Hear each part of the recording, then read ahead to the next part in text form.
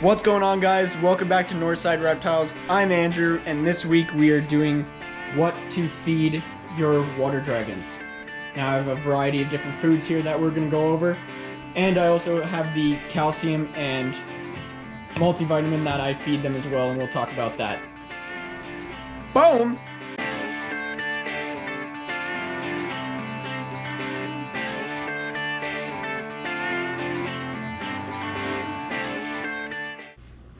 We're in the kitchen today because we're dealing with food and it's funny. So the first thing we're going to cover is crickets. Now this is probably the most common food you can get for your lizard. They're pretty basic animal to feed your reptile all around.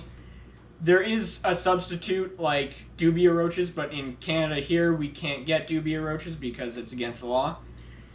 So crickets, and I'll put up a short video of them close up so that you guys can see. They're actually a pretty interesting animal because they are prone to escaping, so you have to be pretty prepared for that. But nutrition wise, they're pretty healthy for your lizard, so you want to be feeding them on a regular basis. Now, dusting your feeders is always an important thing, and we'll get to both of these supplements that you should be feeding your lizard all the time, and we'll talk about frequency later on with that. Crickets I feed normally. That's one of the most common things that they eat, so you want to be prepared to feed your lizards crickets. You have to buy a lot of them. They don't fill them up very fast, so you have to be able to feed a lot of them all at once. You do want to gut load your crickets, so feed the crickets nutritional things before you feed it to your lizard, normally 24 hours before they eat. So that's all for crickets. You'll find them all over your house. They do escape even from bins that are designed to keep them. If you're scared of keeping creepy crawlies, you probably shouldn't have a lizard because that's what the majority of them eat. The next thing we're going to cover is mealworms. Now, mealworms are a larva of a beetle. These you normally feed to juvenile or hatchling lizards. These are giant mealworms here. You can see the size based off my hand. These are unlikely to bite and they're very fattening for your lizard, so try to feed it to a juvenile only as a treat. And you can dust these as well. They're more unlikely to run away because they don't crawl very fast, as you can see. They normally go backwards, which is kind of interesting. Yeah, dust those, and you guys can actually keep these in the fridge, which is very nice because they'll last for a lot longer. If you keep them out, they will turn into a beetle, and you can also feed those, but you want to feed these because you don't have to deal with a gross beetle. The next one is the step up from that. I know I'm not going in any particular order here, but the next one is superworms. Now these ones are pretty tiny, so keep that in mind. They can get pretty big, and these ones can bite, and their bite won't hurt, but it will surprise you a bit. As you can see, they're a bit more active than their mealworm counterpart. Now I said these are small. I do have slightly bigger ones, but the pet store didn't have giant like superworms, so I couldn't get that. These are about the same size. But these ones will grow, and you don't want to keep superworms in the fridge because they'll actually die. So you need to put these in a bin with superworm food, or some people I put them in oatmeal so that they can eat that, and I put a potato in there to give them some sort of water. Now, superworms are harder for your lizard to digest, so you want to feed superworms to an adult or subadult water dragon, and you can feed as much of these as you want. They are pretty high in fat as well. You do want to keep that in mind. Again, only as a treat. I normally feed crickets one day and superworms the next, and then go back to crickets. And we'll talk about why in a few seconds, but we'll just go into the next, I guess, insect for you to feed. Now these ones are a bit gross because they are a squishy bug. These are waxworms. You can get butterworms. They're slightly bigger. Now, butterworms are very high in fat. Now, you want to give this to a lizard that is needing higher fat food. So some that are slightly underweight that you want to bulk up pretty fast. Or lizards only as a treat. Now, lizards do really like these, so you can feed them. Just be cautious about how many you feed at once or how long you're feeding them these bugs for, because you don't want to get your lizard obese, because that's another problem in itself.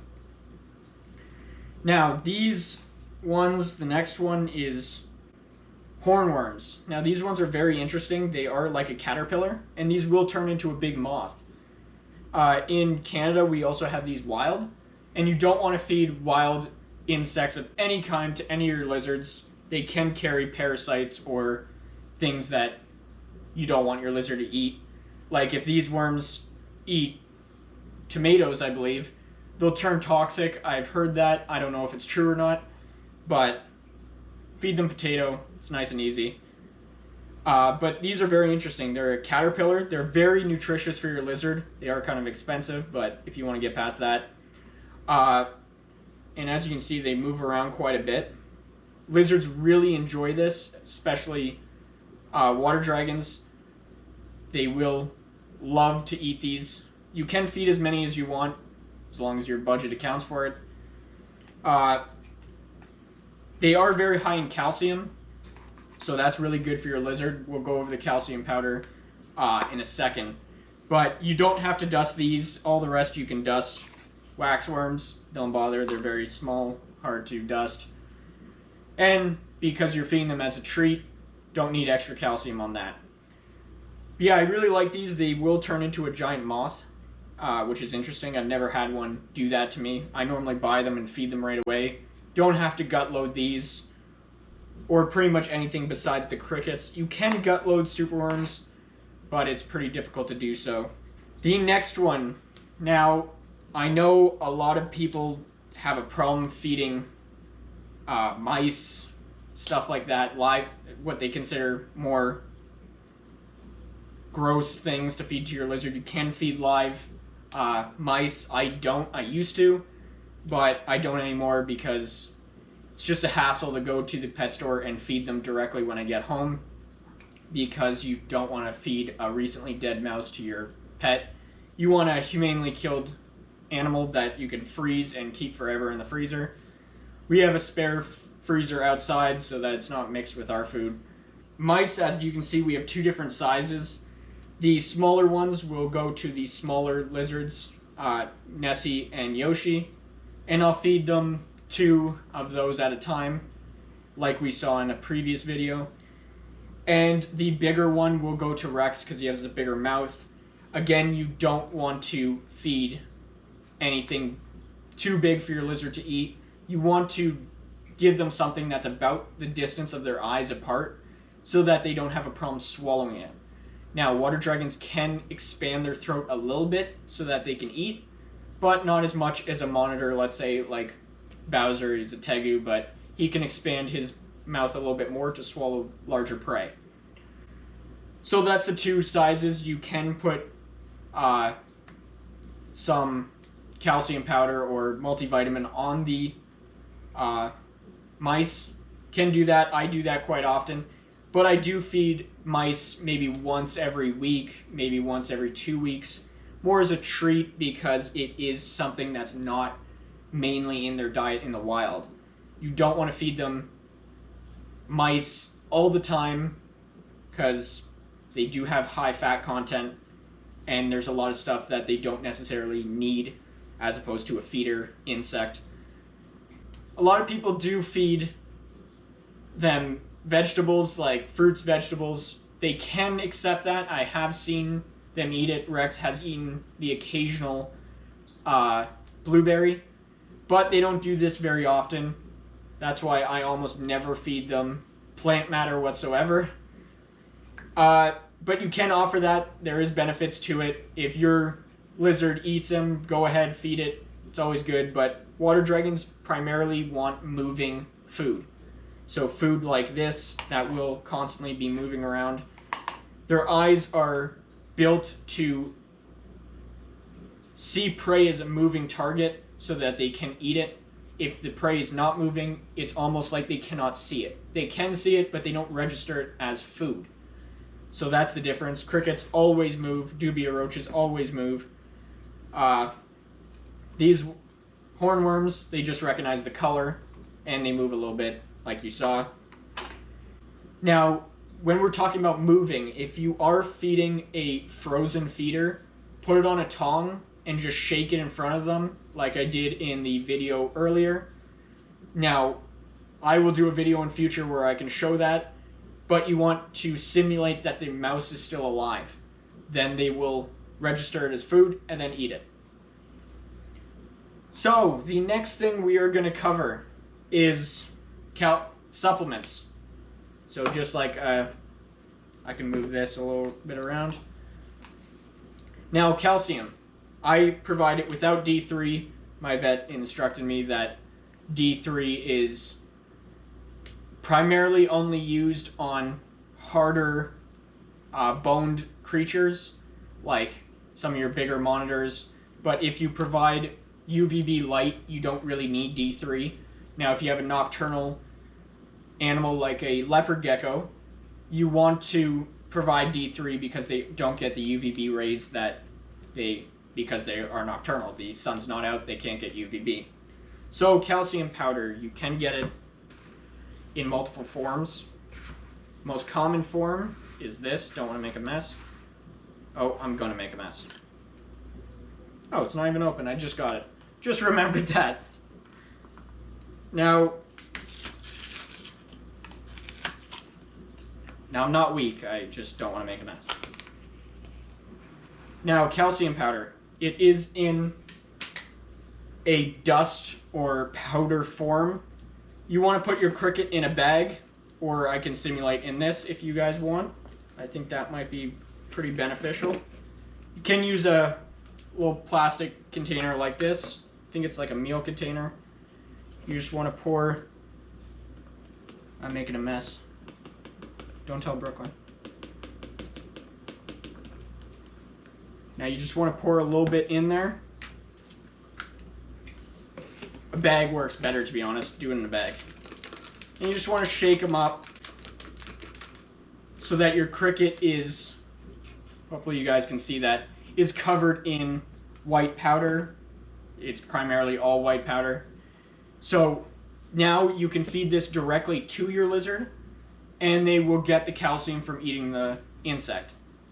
Now, gut loading a cricket is when you feed crickets nutritional things, and they process it, and now they have it inside their body. So you can do specialized food for them, specialized water for them that has extra calcium, and your crickets, your reptiles will be better for it.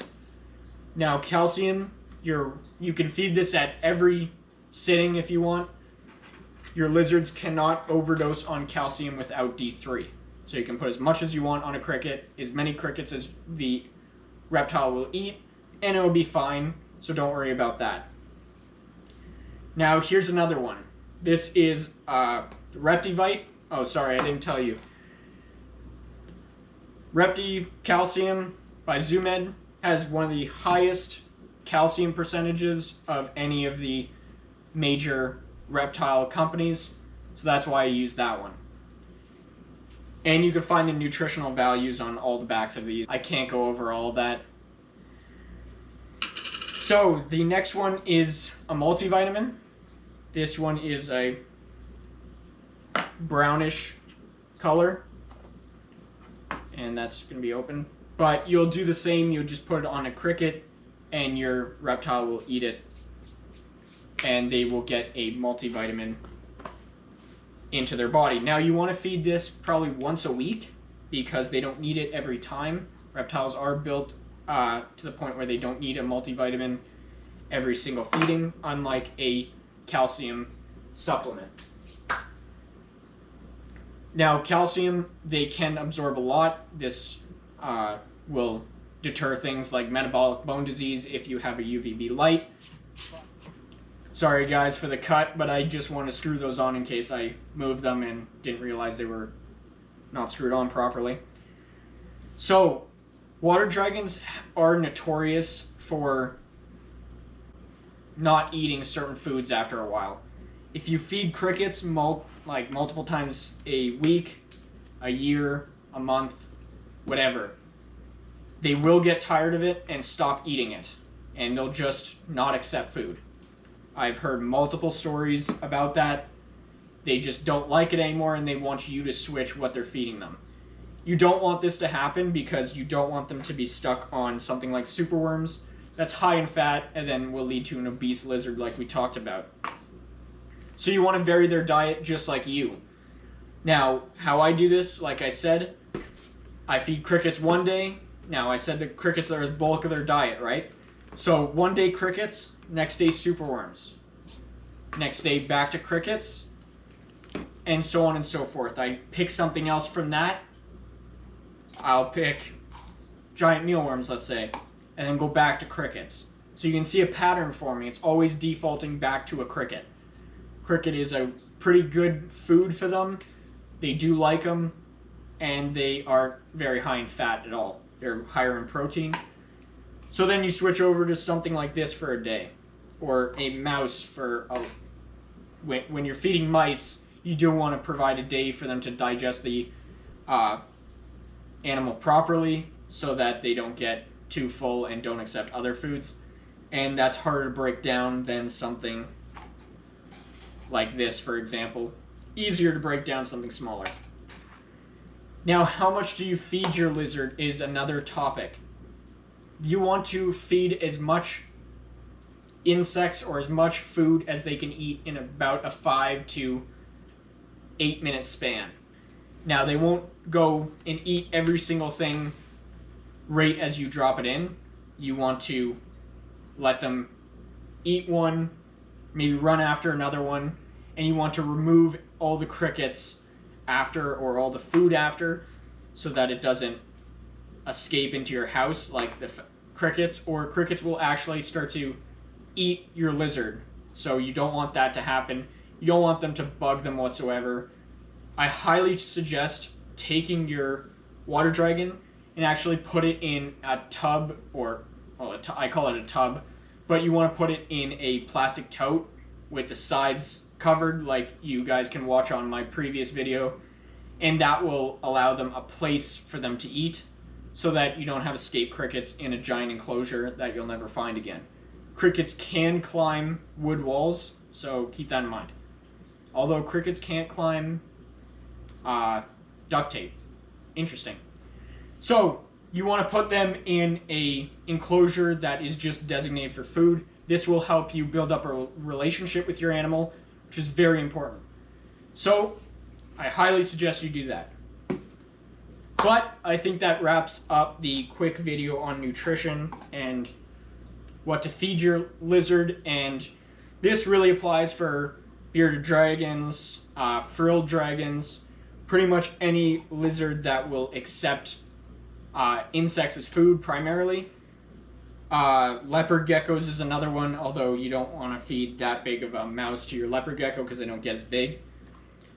But this is a great variety. I didn't go over dubia roaches because unfortunately we don't have them in Canada, like I said, but dubia roaches are a great substitute to something like a cricket.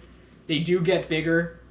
If I had access to them, I would definitely feed them, although they're kind of harder to take care of, but that's not the point because I'm willing to do that. But dubia roaches are very good to feed your lizard. If you're in the US, feed them that. It's much better, bigger, fills them up faster. Alright guys, I think we're going to wrap up the video at that. I'm going to go feed some lizards, and I will see you guys in the next video. Don't forget to like and subscribe. Leave a comment down below. Let me know what you think of this.